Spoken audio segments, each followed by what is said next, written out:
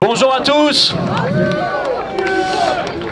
C'est effectivement en ami de la liberté, extrêmement inquiet par ce qui se passe dans notre pays, que je suis venu ici, bien volontiers, répondre à votre invitation, pour m'élever contre cette décision purement tyrannique de vouloir dissoudre Génération Identitaire. Vous êtes, je vais vous dire, vous êtes conjoncturellement victime d'abord du débat de Darmanin avec Marine Le Pen. En fait, vous êtes victime du moment où il lui a dit qu'elle était trop molle. Parce qu'il doit, ce qui n'était pas totalement faux d'ailleurs, parce que cette phrase a entraîné la fureur de ses amis macronistes et donc il doit se racheter. Et il se rachète sur votre dos par cette dissolution annoncée. Mais plus sûrement, et ça a été dit brillamment avant moi, vous êtes évidemment victime de l'effondrement, année après année, je dirais même décennie après décennie, des libertés dans notre pays. Effondrement de la liberté d'expression. De manière accélérée d'ailleurs depuis cette crise, cette folie covidiste, cette dictature sanitaire qui s'est imposée. La liberté d'expression s'effondre. Effondrement de la liberté de travailler. Effondrement de la liberté de se déplacer. Effondrement de la liberté de penser, y compris pour les scientifiques, pour les médecins.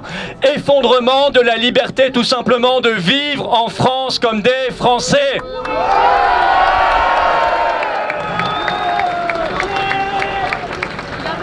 Attaque comme jamais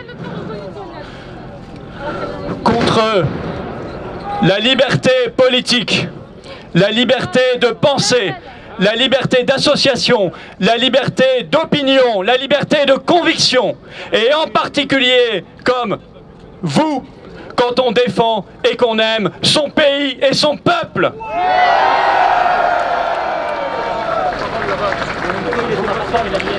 Quand on est en France, du côté de la France, on est tout de suite suspect.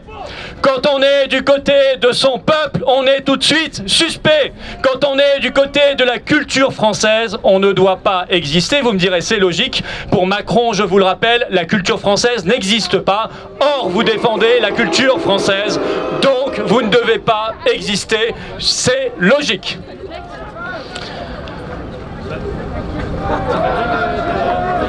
Alors,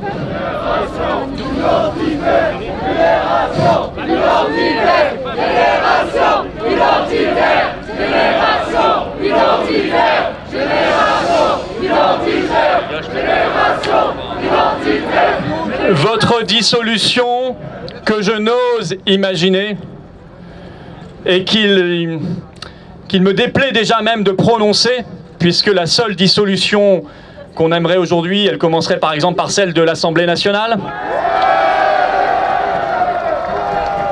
ou la dissolution de toutes ces mosquées radicales qui ont pignon sur rue dans notre pays. Mais je crois que celles-là, elles peuvent toujours attendre. En tout cas, la dissolution de Génération Identitaire n'a évidemment aucune base légale. Elle relève strictement de la base politique politicienne du délit d'opinion. Je n'ose donc imaginer une seule seconde que la justice valide cette dissolution. Si c'était le cas, nous aurions la démonstration par A plus B que nous ne sommes plus en état de droit, mais en tyrannie. La tyrannie se définissant par le règne de l'arbitraire, le fait du prince. Et quand le prince s'appelle Darmanin, je vous laisse imaginer. Alors acceptez ce qui vous arrive aujourd'hui. Quoi même qu'on pense de Génération Identitaire, peu importe. C'est accepter d'être victime soi-même demain. Ceux qui ne se seront pas levés aujourd'hui face à l'injustice qui vous est faite s'en mordront les doigts demain parce qu'ils seront les prochaines victimes de cette tyrannie. Ceux qui ne bougent pas, ceux qui ne se lèvent pas, ceux qui ne prennent pas la parole pour dénoncer haut et fort ce qui vous arrive et ce qui vous est fait, accepte de vivre à genoux, accepte de vivre à plat ventre, accepte que des opinions soient criminalisées,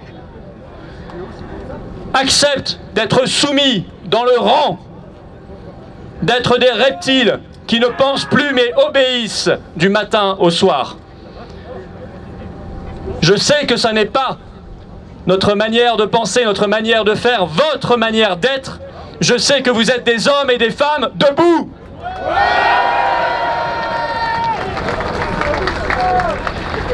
Tous les défenseurs de la liberté devraient être ici avec vous aujourd'hui. Je finirai, je conclurai en vous remerciant pour votre invitation et en vous citant cette phrase de La Boétie: les tyrans ne sont grands que parce que nous sommes à genoux. Alors cessons d'être à genoux et levons-nous. Vive la liberté, vive Génération Identitaire et vive la France!